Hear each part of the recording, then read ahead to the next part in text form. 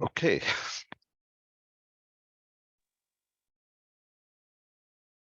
Thank you again, Mataji and all the devotees for giving me an opportunity.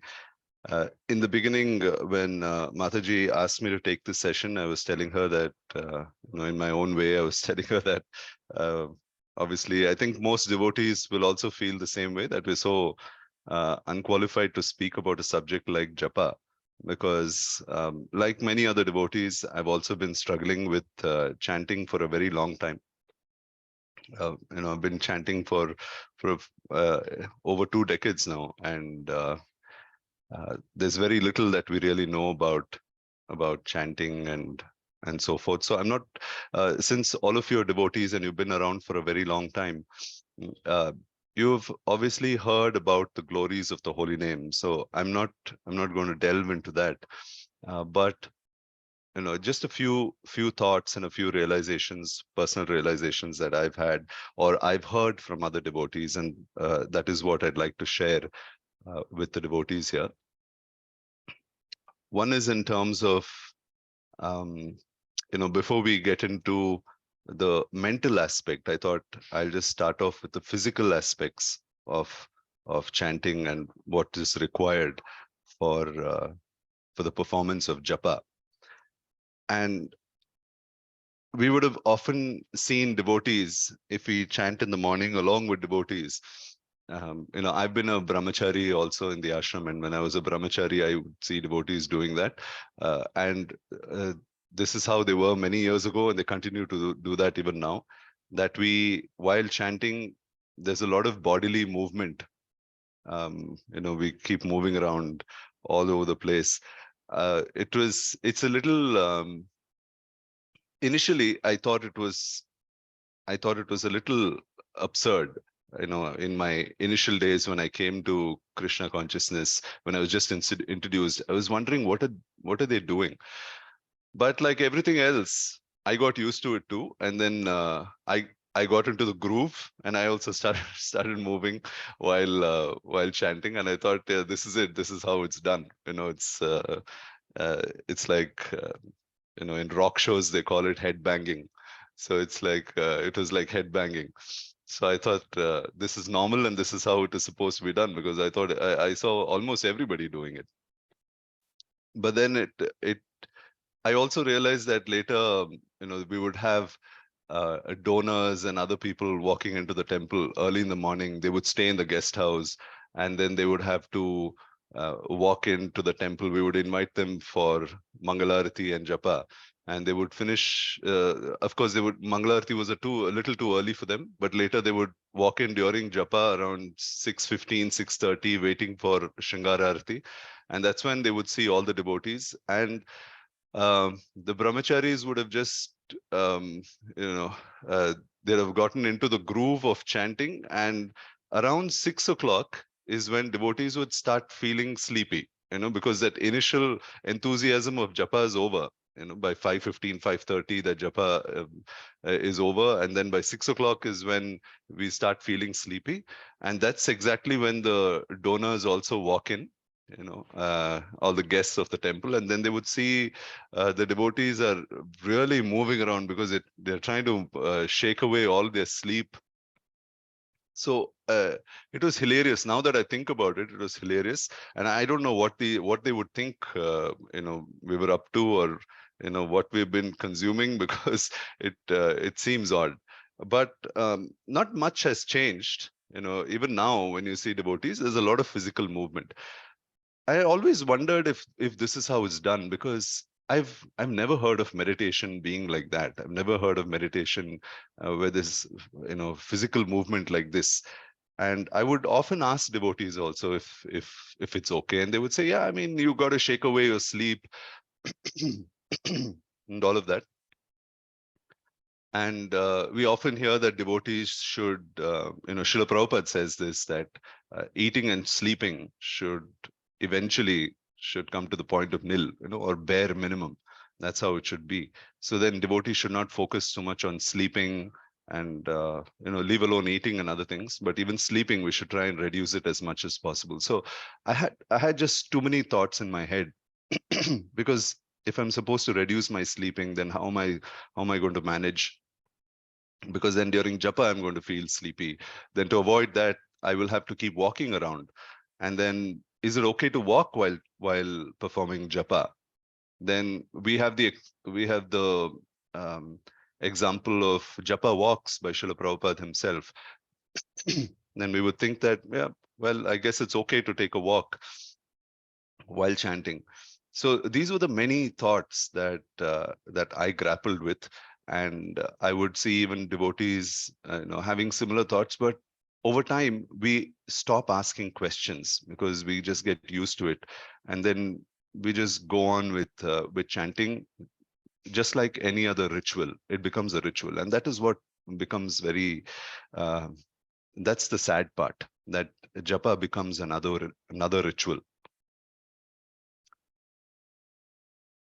A few years ago, um, when I was chanting in a very nice dham called Melukote, I was sitting there and I was just chanting outside, and uh, a very prominent scholar and devotee there called Sri Lakshmi Tatachar, who was who has left his body now due to during the COVID period he left his body. But I think this was about 5 or 6 years ago. I had stopped moving around while chanting, all of that. Anyway, I was not too keen on doing that, so I'd stopped doing it anyway as a habit. I tried to stop doing it, but that particular day, uh, I don't know, it just seemed unconsciously I was moving even a little bit, and I was swaying a little bit while chanting, and then he saw me doing that. And I had met him the previous day. I had a meeting with him, so I met him the previous day. So he knew who I was, and he saw me chanting outside the temple, and he came and he Hey. he patted me on my back, and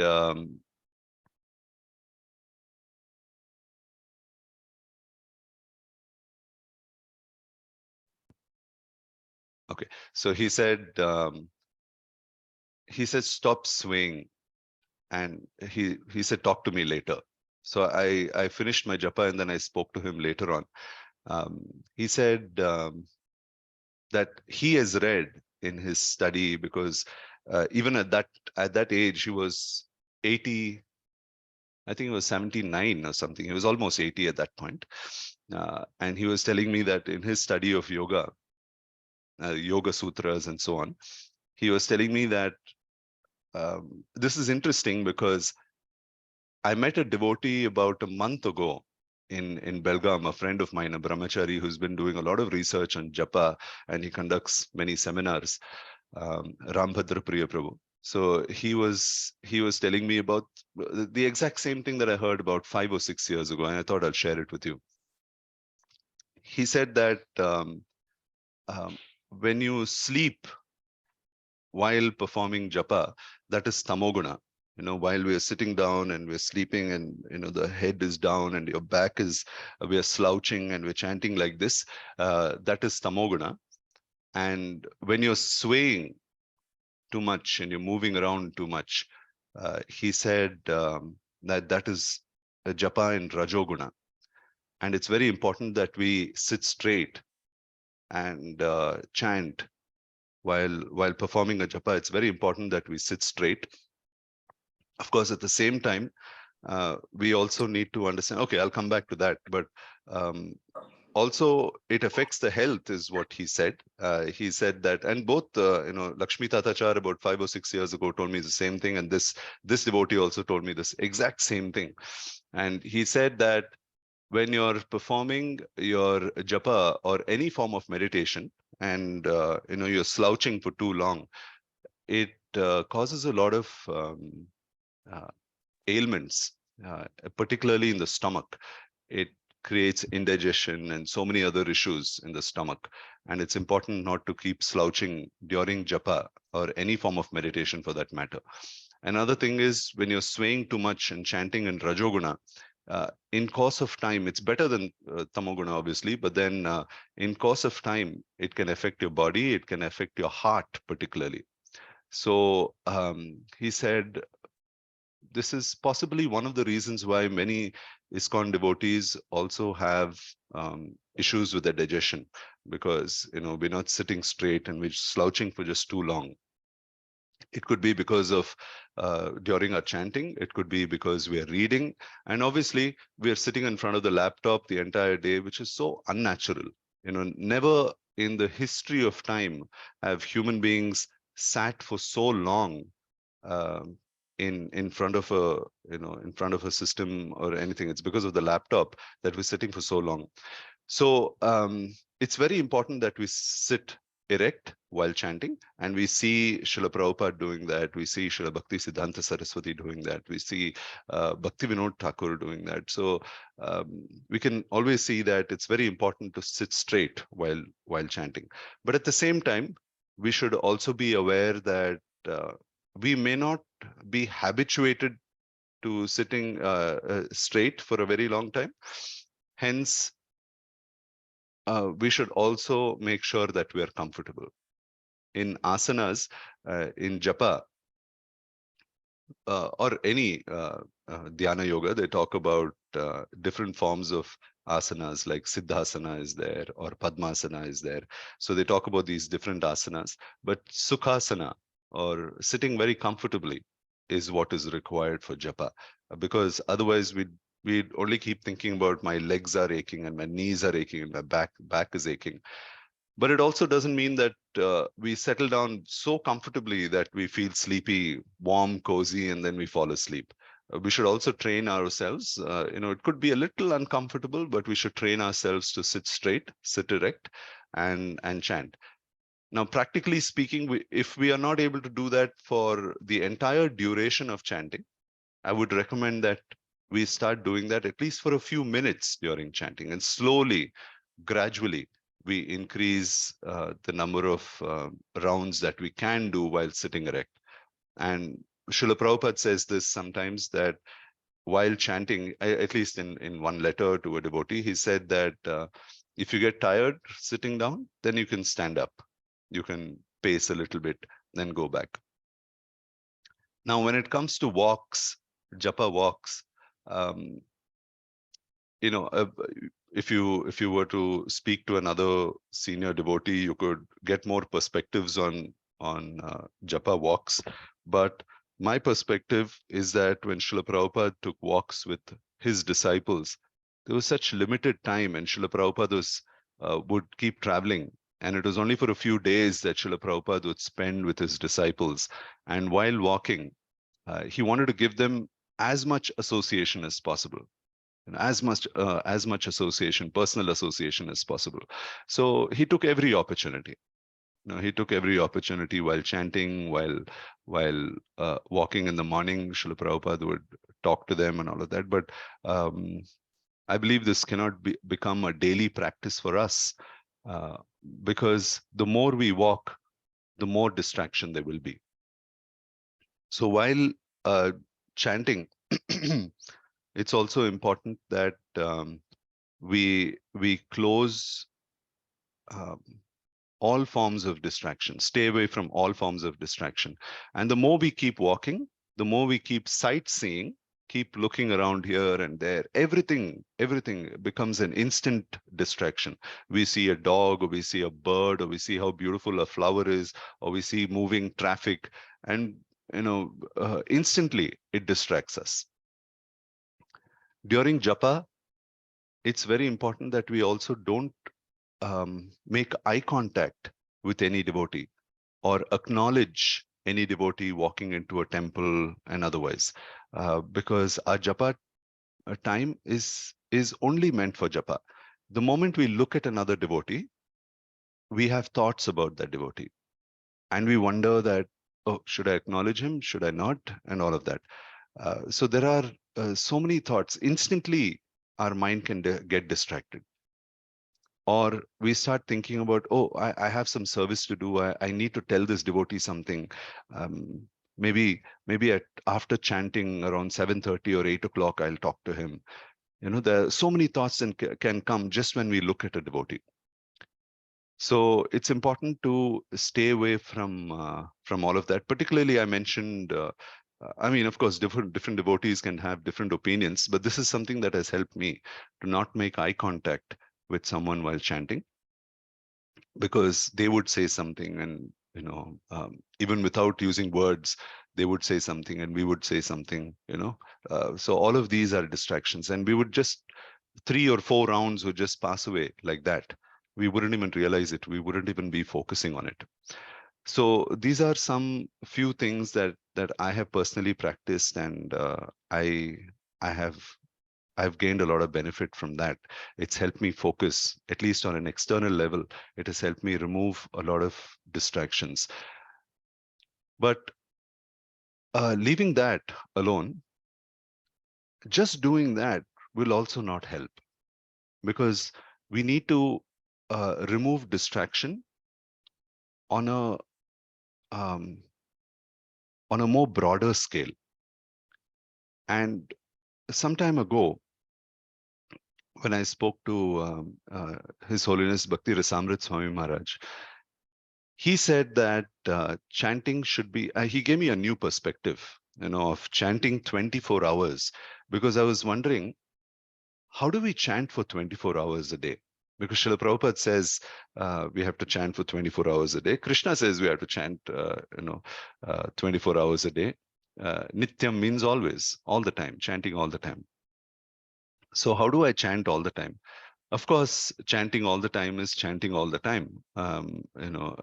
Remembering Krishna 24 hours a day and chanting 24 hours a day. Obviously, we don't do that when we are asleep, but at least while we are awake.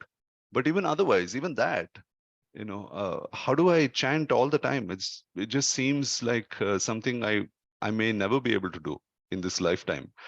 So I was really worried about that. And when I spoke to His Holiness Bhakti Rasamrit Maharaj, he said, yeah, that is a challenge and we'll have to slowly scale up.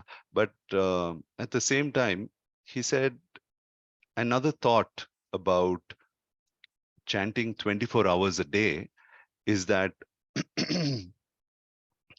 we have to plan our chanting for 24 hours a day. We have to mold our lifestyle in such a way that we're able to chant for those 2 hours, 2 hours and 15 minutes that we spend in our chanting, depending on how many minutes we take for each round. I usually take about 7.5 minutes per round. So effectively about 2 hours, 2 hours, 10 minutes, I finish my chanting. So he said that we need to plan our chanting. So I said, what does it mean by plan our chanting? So plan our chanting means, I'm rephrasing what Maharaj said. Plan our chanting means the entire day when we are living in anxiety, when the work that we do, if it is filled with anxiety, we are constantly in conflict with other people. Our financial planning, our investments that we make, when we do all of this, and the way we deal with people, how I interact with people, everything is going to have an effect on my chanting the next day. Because when I'm interacting with people, when I'm uh, when I have a conflict of interest, or when I have conflicts in terms of what I want and it's not being done, this is always there and it's unavoidable. But we can reduce it as much as possible. We have to try and reduce it as much as possible. So every day my focus should be on chanting, even when I'm not chanting, even when I'm working. I know it's easier said than done. I work myself. I know it's easier said than done, but that should be an effort. That should be an effort that we should take. That the lifestyle that I'm leading right now, is it conducive for my chanting? Is it conducive for my japa? And if it is not conducive for my japa, then I need to work on it. I need to see what I can do to change that.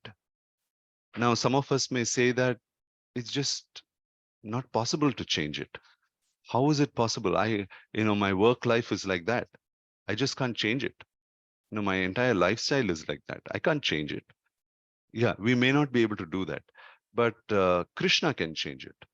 This is why when we plan our entire day and strive for better japa, then our japa will take care of the rest of the day.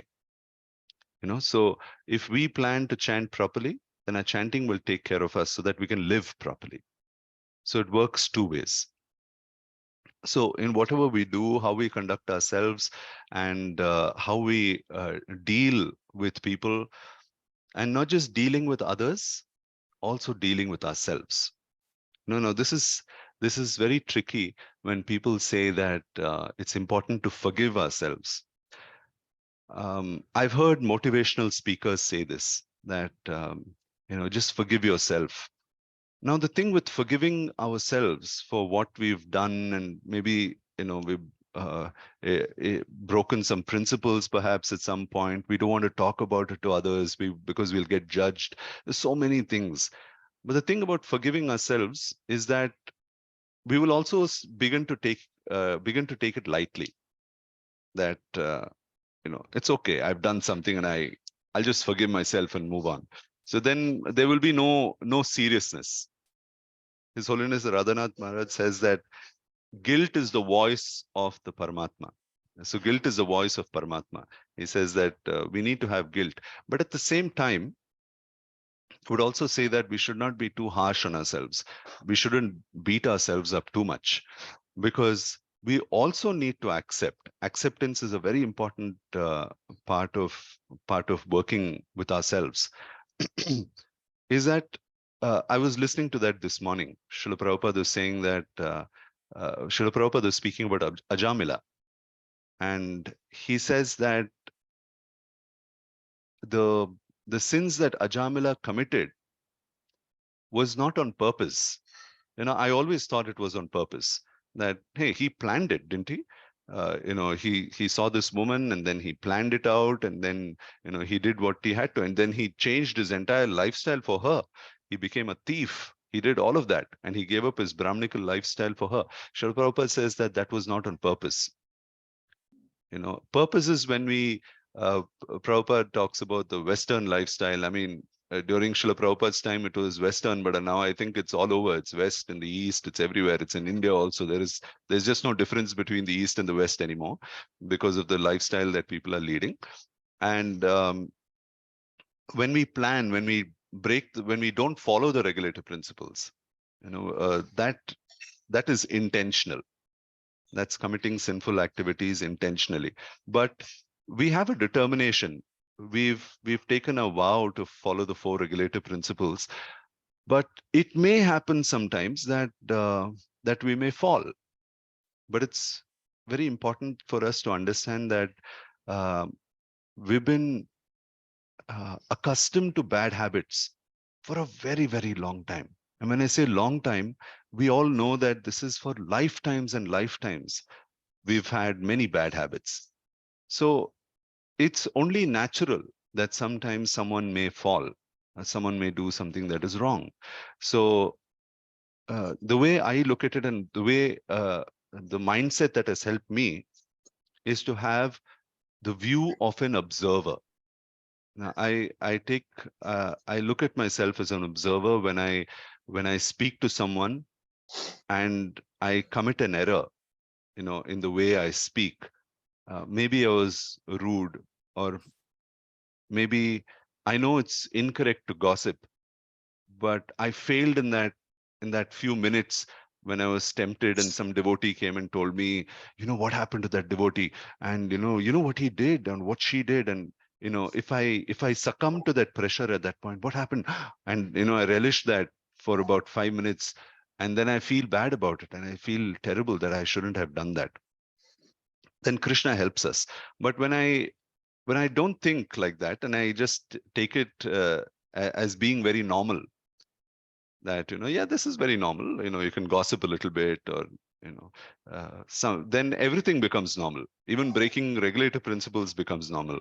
Because we just accept it. Yeah, I've been doing this for many, many lifetimes. So then I break some regulator principles. So the key is to maintain a balance between the two. That sometimes you observe that what are my trigger points and what is pushing me to do something wrong. It could be something that happens on a daily basis, like maybe a little bit of gossip or anger, or you just vented out on someone, something like that. Or it could be something more gross, like breaking one of the regulative principles, for that matter. Of course, most devotees don't do anything like that, but I'm just saying, we just never know. It can happen to anybody. So these things are quite possible, and it's important that we observe what are our trigger points and what pushes us to doing something wrong, and nip it at the bud, and make sure that we don't walk in that path at all and stay away from that. And we have to be very alert, because we don't know what these trigger points are. But it's very important to observe and make sure that um, that we don't succumb to that. Okay, so uh, we take care of ourselves on a physical level with proper posture, chanting very nicely. And if you're not accustomed to chanting for too long, in a single posture, if you're accustomed to walking around and all of that, try and reduce that uh, at least a little. Sit in one place and chant a few rounds at least. And then if you have to pace. But even if you're walking around, even if you're pacing around, try not to pace around um, outside of the house, because there are more distractions there. And choose a small area, not a large area to pace. Choose a very small area to just walk up and down, so that there are no, so that you don't have too many distractions. And Bhaktivinoda Thakur had his own room, a small little room which was meant only for japa, which means that we should close ourselves. Even if that is not there, he would recommend that you put a blanket over your head. So even if we don't do that, we understand the essence that it would, the idea is to reduce distractions as much as possible. So if you have to pace around in a small area where you don't have too many distractions. Keep your mind away from things. Focus only on japa. So I did not delve into anything spiritual, so to speak, today, um, because all of you are aware of that. But I just wanted to share a few thoughts based on, say, physically how we need to sit and how we need to conduct ourselves, and also on an emotional level, how we plan our entire day so that it becomes conducive for chanting. And again, our chanting will make it conducive for bhakti. Our entire day, chanting will make our entire day conducive for bhakti. So this works, it works two way. Um, I work as a corporate trainer. So many times in my training, when I work with people, I also train them on body language, corporate body language. How do you stand and how do you sit, and uh, how do you make eye contact? I do all of that. And it's interesting that in the science of body language, how you um, how you stand, how you sit in front of others has a reflection on your own internal confidence. And your confidence, whatever is going inside, naturally, if you're not focused, will have an influence on your body.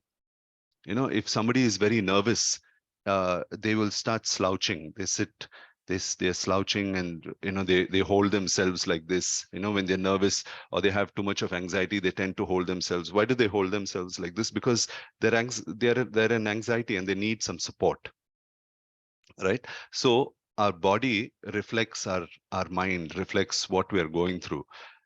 And at the same time, physically, when we change ourselves, we say that, okay, I need to get over this, and we sit straight and we sit erect, chest up, and we're standing. It's called a power pose, and you stand with a power pose. This is what we train people on. And then it has an effect on your consciousness also. It actually makes you feel better. When you if you have to give a public speech somewhere, you're nervous on a stage and there are 1,000 people sitting in front of you.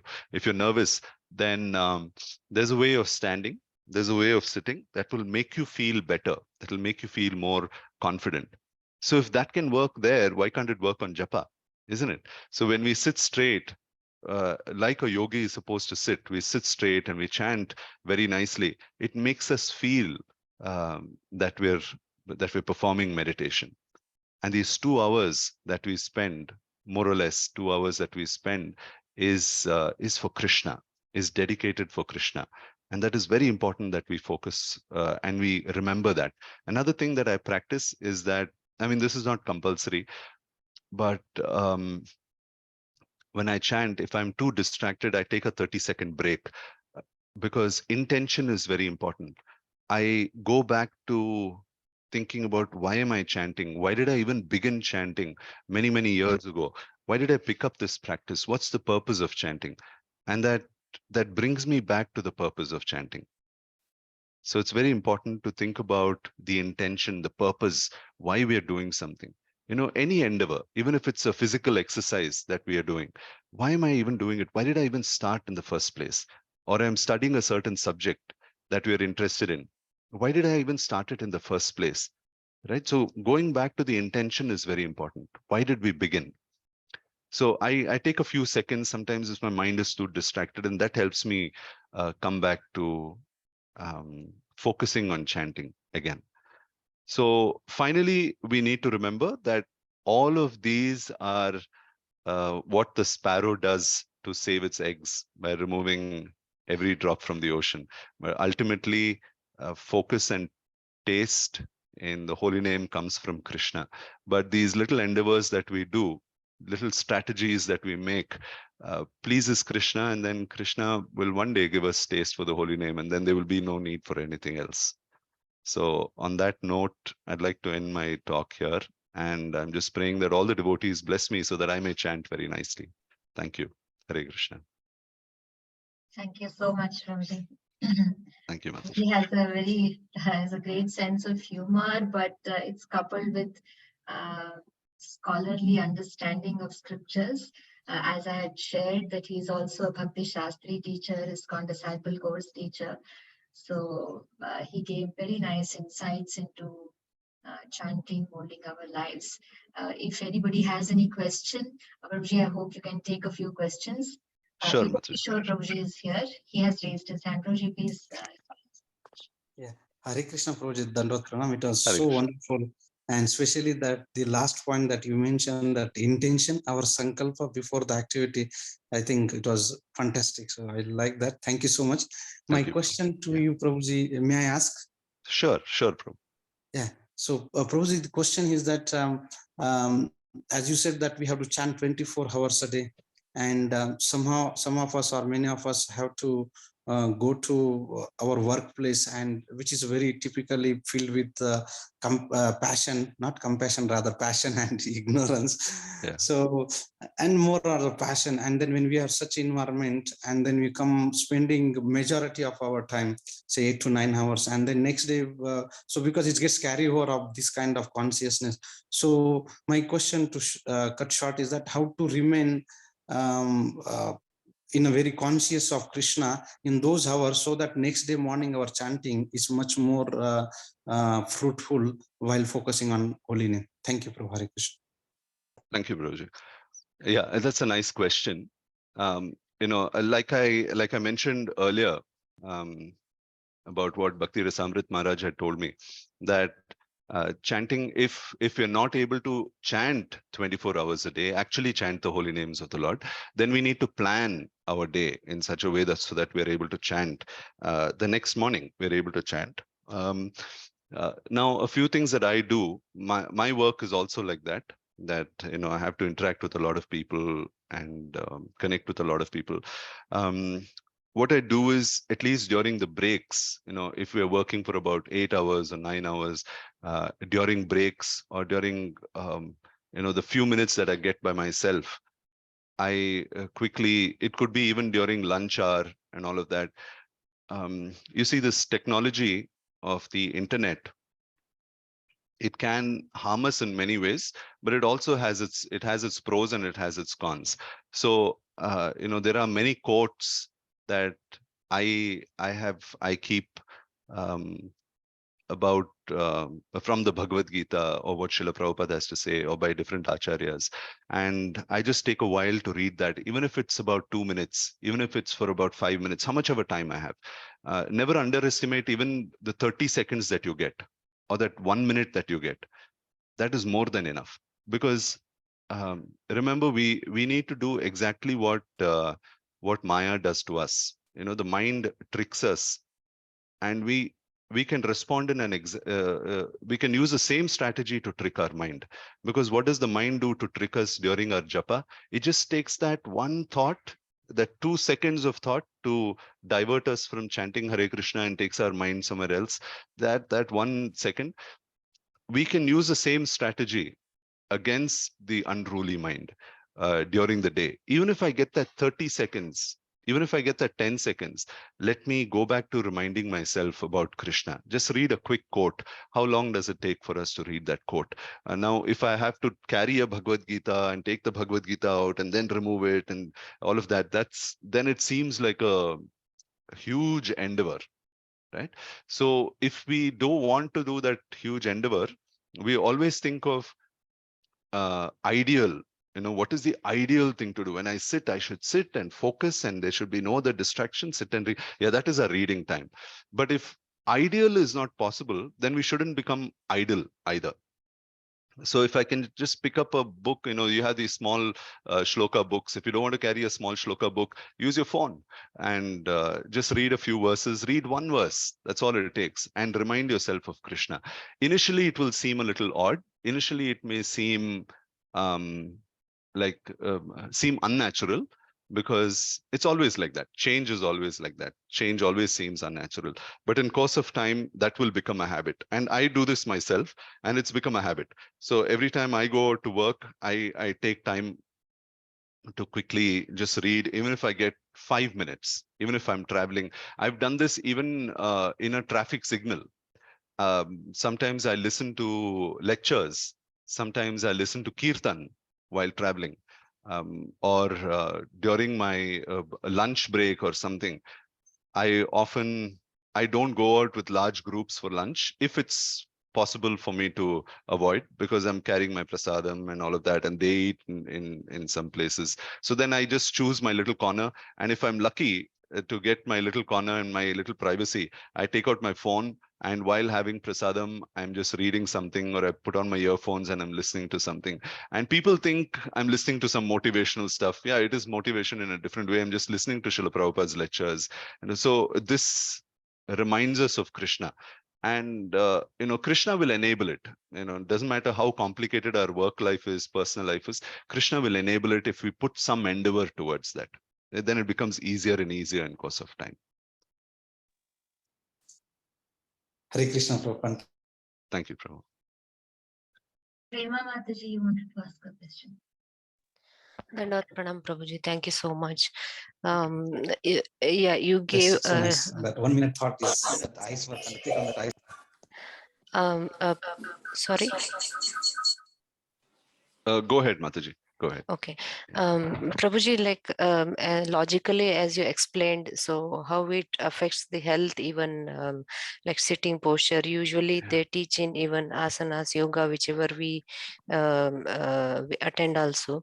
At the same time, initially I tried doing during Japa. Initially I sit for a while, and then due to my health I can't sit for a longer time, and I start walking in the house, or if I go to terrace and I do the Japa. And at the same time, whenever I sit, I don't know why it comes to my mind, I'm losing my time. I could walk at the same time, like I could balance both. So in the sense, my walking time is also over in this, and Japa is also getting over. So I always think in that way. So not that I have to give 100% in Japa. So how much ever I practice by only sitting and doing, again I feel that as a guilt that I could have covered walking, I could save time, something like that always comes to my mind, Prabhuji. Yeah. So how do I get rid of, because I to balance entire day, so it is like 2 hours giving only for japa is not possible for me, I feel. So I 4 hours, 4 rounds, I cut it short, and I do whenever I get time, continuously 4 rounds I do, so that I can finish 16 round. But at the same time, that also I do while walking only, so, or while I'm relaxing from the work. So um, always I have the feeling of guilt whenever I sit. So this is what I want to get rid of it, Prabhuji. So Yeah. please help me, Prabhuji. Yeah. So, Mataji, see, when we are chanting, first is, obviously we have to remember that that is our appointment with Krishna. And this is our time with Krishna. And leave alone the Supreme Personality of Godhead, the most important person in all the universes. Even if we meet a friend or we meet somebody else, after a very long time, an important person, we're just meeting, uh, it would be, they would feel disrespected when, we are, while they are speaking, while we're interacting with them, and we're doing something else, we're checking our phone, or doing simultaneously, we're doing something else, and I'm quickly washing my vessels or something. They just say that, hey, look, you wanted me to come here and you invited me, and then this is how, you're not giving me your complete attention. um we were speaking about Ajamila. Now remember that, how did this how did Ajamila, despite all his sinful activities, how is it that he called out Narayana? And did he actually call out the Supreme Personality of Godhead? No, he called out his son Narayana. And yet the Lord sent his Vishnu Dutas. Now, would that happen to us while we are chanting Hare Krishna? Now we have to wonder that, no, I mean, I am addressing Krishna himself, so I must be in a better position than Ajamila. Not really. This is the irony, because you see, when Ajamila was calling out for Narayana, he he wasn't intentionally calling out Narayana, and therefore the Supreme Lord is Bhavagrahi. He said that, okay, you're not intentionally calling me, but the holy name is so pure that the Lord will come and he will respond. Okay, so that is one kind of calling out for Krishna.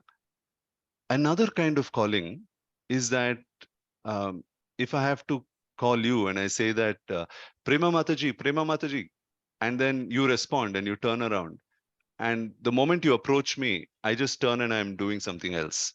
I'm speaking to somebody else. I'm interacting with someone else. Wouldn't you get offended? You would say that. And if I do that repeatedly, and I'm repeatedly calling you, and I'm repeatedly turning around and talking to someone else, you would say that, if you don't want to talk to me, why are you calling me? Why are you interacting with me? And you would certainly get offended. And this is offense to the holy name. Offense to the holy name is when we invite Krishna and then we're not focusing on Krishna. So we have to remind ourselves of this, that uh, uh, it's not an impersonal process. It's a very personal process. So while chanting Hare Krishna, it's a very personal process. It's a very personal time that I have with Krishna. So if it is not possible for you to chant continuously for 2 hours, then that's fine. Srila Prabhupada also talks about it. Then it's okay. What you're doing is fine. That you're chanting for 4 rounds now and 4 hours later and all of that, depending on how your day is managed. You can do that, but you can try and remind yourself that this is your time with Krishna, and you can pray to Krishna to give you that kind of, all of us need it. And I am saying this to you, but I know that I also get very distracted while chanting. But at the same time, we should not get comfortable with our distraction. We must remember that this is a distraction. And my goal is to remember Krishna 24 hours a day, what to speak of particularly during that japa time. It's a very, very important time for us. And we're having an interaction with Krishna, and we're talking to Krishna at that particular time. And if I get distracted, then the whole purpose is lost. The 2 hours that we have with Krishna, our entire purpose is lost, or we're losing out on something really valuable when we are distracted during that time of japa. So my recommendation is that we keep reminding ourselves of that, and attending sessions like this, which will remind us also that during our japa time we should avoid everything else. Even if it could be walking, it could be quickly um, cooking something, all of this. So we have to work around the entire day to make sure that our japa is not disturbed. So take care of other things so that the japa is not disturbed. So that is our 24 hours of chanting. That even though we are chanting 16 rounds, our entire day is focused on how do I make sure that my chanting is perfect, is unharmed, is taken care of, right, in the best possible way. So prepare our consciousness the entire day. That would be my recommendation. Thank you so much, Prabhuji. Thank you so much. Hare Krishna. Prabhuji, Hare do you Krishna. have time for 2 more questions? Yeah, I'm available, Mataji, if Okay, it's okay for the other there devotees. is, I don't know who this is, on Redmi. Mataji, I think that is some. Hare Krishna Mataji, this is Sudha Mataji here. Hare Krishna Hare Mataji. Sudha Krishna. Mataji, you may ask Thank your you so question. much for the class. Thank you. This was a wonderful session. A lot of perspective which I didn't have about posture. I mean, like I know that sitting erect is like the way to go, but then I have a lot of nervous energy, Prabhuji. I'm not able to. I rock quite violently, actually. I rock from my waist up, and I rock very violently when I'm doing japa. I've been doing this rocking now for the last 4 years plus now. So how do I stop myself from rocking? Because that nervous energy I feel has to come out. So I have been rocking because of that. I mean, not to stop myself from sleeping or anything like that, but I've been rocking to kind of like, subdue that nervous energy, and also like, your body is stiff. I'm 58, Prabhu, so my body is stiff. So in the morning when I rock, I feel like, I while I'm doing my japa, when I rock, I feel like my body loosens up a little bit also. So how do I stop myself from doing this now? Yeah. Mataji, I mean, if we get into the details of it, then you can understand how we'll have to get into how yoga works, and how also get into the realm of Ayurveda. But movement, any form of movement, controlled or uncontrolled, happens because of the ventilation of vata or vayu in the body. So if vayu or vata is dominant in our body, then it seems very natural for us to move. And it is the same for me also. It seems very natural for me to move. I can't sit in one place for too long. I will have to move around. But I've been able to do that over the few years. And the only way to do that is to stop doing it. So if you can't stop doing it continuously, if you're rocking continuously for the entire japa period, then you can try and reduce that gradually. You will find it to be very uncomfortable if you suddenly cease doing that. Because if you've been doing that for a very long time, if you suddenly cease doing that, you may find it uncomfortable. So I would recommend that you do it gradually and you stop rocking. If you've done that for a very long time, you stop doing that, reduce it by 5 minutes or 10 minutes, and slowly, that way. And if I understand what you're saying, if it's about physical stiffness, then I would recommend that you perform some form of yogic exercises. Different asanas are there, like Bhujangasana and so on. But at the same time, you can also perform pranayam in the morning before your japa. You can perform pranayam like Brahmari is one pranayam that I also perform, and Brahmari is very nice, and it's something that I would recommend devotees, particularly if their mind is too distracted. And Brahmari doesn't take too long. I would say maybe 2 minutes. 2 minutes or 3 minutes of Brahmari is more than enough. You can YouTube what Brahmari is. Brahmari in Sanskrit refers to the bumblebee. So it's basically humming. You need to close your eyes and ears and hum like a bee. When you hum like a bee, then any form of distraction in the mind, it brings it back. You see, the whole Vedic culture is about focus. Have you wondered why we ring the bell when we enter the temple? The big gong. We ring the bell. The moment we ring the bell, the moment we enter the temple, the actual space where the Lord is, before we have darshan, there is a bell, and we ring the bell. Of course, when there are too many people, then it becomes everybody is ringing the bell.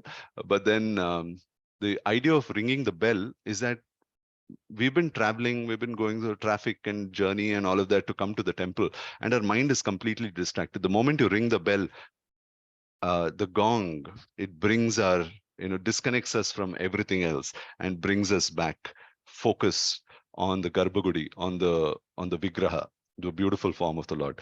The same thing Brahmari also does. Before you can chant, this is not, sometimes when we make statements like this, then it organizationally it may not be accepted. Not everybody is going to take it up, and they'll say that you're talking about something that Prabhupada has not spoken about.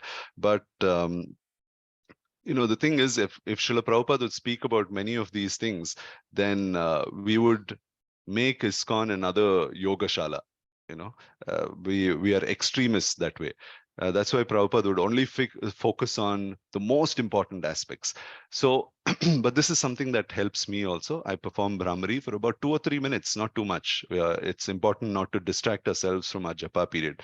2 or 3 minutes, and that helps me focus. And then I'm able to chant very nicely. And of course, there is distraction after that also. But for your rocking, I would recommend that you try and gradually reduce, if not reduce it entirely or immediately. Make a gradual progression, and you should be able to do that very soon. Hare Krishna, Prabhu. Thank you so much. Thank you, Because these Mataji. techniques help us Yeah. a lot in It does. getting the focus back. Thank you, Prabhu. Hare Thank you, Krishna. Mataji. Thank you. One last question by Shobha Mataji. Mataji, do you want to unmute yourself? Yeah, Mataji. Am I audible, Prabhuji? Yes, Mataji. Yeah, Hare Krishna, Prabhuji. Dandavat Pranam. Prabhuji, I am like chanting since 2 years now. But then whatever, some thoughts come to my mind, like today I will decorate my altar like this. Today I'll change the curtains. Today I'll do like this. So those thoughts I particularly take as like maybe Krishna is reciprocating to me in this way. So is that like misconception of mine? And if so, then how do I move away these thoughts from my chanting? Yeah. This is a fairly common question amongst devotees for a very long time. I've had this question too, that is it okay for us to think about service while chanting? Because there are different devotees. Now you're thinking about deity worship. There are some devotees who are thinking about book distribution. Somebody is thinking about so many other things. I have to meet this, I have to meet that. All of that in the service of Krishna. Now, I would say that if we have to get distracted, then this is a good distraction. It's a transcendental distraction in one way, but at the same time, it is still a distraction. Okay, it is still a distraction, because you see, when we are performing different kinds of services, we don't know in what mood we are performing those services, in what mode we are performing those services, what our nature is in performing those services.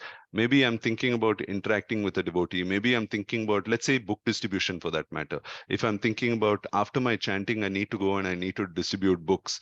Yesterday, I was able to distribute only 10 books, but today I need to distribute at least 100 books. Let me strategize how those 100 books I can distribute, so that tomorrow morning by the end of the week when they announce my name, they should say that, Mahananda was able to distribute 1,000 books by the end of the week, and it makes me feel good. So am I really thinking about serving Krishna, or am I thinking about glorifying myself somewhere? So I don't know, while performing my services, I don't know if it's the purest of intentions, if I really have the purest of intentions, if I truly purely want to serve Krishna. So with all of that confusion, I would say that it's a distraction, like I mentioned, but it's a good distraction to have. If we need to have some, if you have to get distracted, then that might as well get distracted with services. But it's also important to take our mind away from everything else, because that's the process of meditation. That is a process of japa, that we withdraw our mind from everything else and focus only on the holy name. Because the moment I think of something else, I'm not hearing Hare Krishna. Think about if you're in a vehicle, right? And the vehicle is passing by. Sorry, you are in the vehicle, you're in a bus or you're in a car, and the car is going by, and we're chanting Hare Krishna. Is it okay to chant Hare Krishna? Yeah, sure. There's nothing wrong with that. But I'm performing my japa in a moving vehicle. Hare Krishna, Krishna Krishna, Hare Hare, Hare Ram, Ram Ram, Hare Hare. And I look at a billboard. Okay, I'm looking at a billboard. And it's a big advertisement about a movie or a sofa set or some jewelry or something, whatever. So I'm passing by that, and I read Geetanjali saris, right? Or some footwear or something else. The moment I do that, my mind is, have I heard Hare Krishna at that point?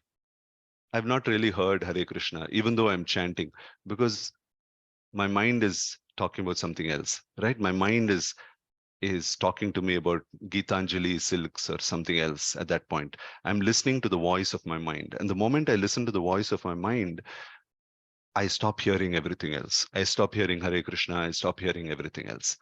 So this is the voice of the mind. So the process of meditation is to bring our mind back to the recitation of the holy name, to the recitation of Hare Krishna, Hare Krishna. So I need to keep bringing my mind back. And Maya, when she sees our determination, Maya's work is to get us out of that. And the first step is to remind us of some services. And then we think of that service. And from there, she will take us to the next level. She'll say, okay, I've taken this person off from remembering or hearing the holy name. From there, I'll take you somewhere else. And then there, I'll take you from somewhere. Then suddenly, oh yeah, I need to do this. Then I pick up my phone and then I have to check a quick message. And in the devotee group, somebody would have sent a funny forward. And I click on that funny forward, and then, one thing will lead to the other. So it's important that we don't allow that to happen, and we keep bringing it back to the holy name. So even if you have to think about services, make a note, write down, and then forget it and move on. Thank you, Prabhuji. That was really, now next time I'll think these things. I will always remember this is Maya that is not allowing me to chant properly. And that's correct. Whenever I do this thinking part, and then something goes on the next level, from the service to the Lord, it comes to the service to my friends and family and other things. So thank you so much, Prabhuji, for this. Thank you, Mataji. Hare Krishna. Thank you very much, Prabhuji. Thank you, Mataji. I know with the number of questions, I think it's quite evident that it was a very, very engaging class, in the sense everybody was nourished. Thank you very much, Prabhuji. Thank you, We Mataji. look forward to more association with you. Sure. Thank you very much. Thank you, Mataji. Thank you for the opportunity. Thank you. Hare Krishna. Dandavat Pranam. Thank you, devotees. Thank you.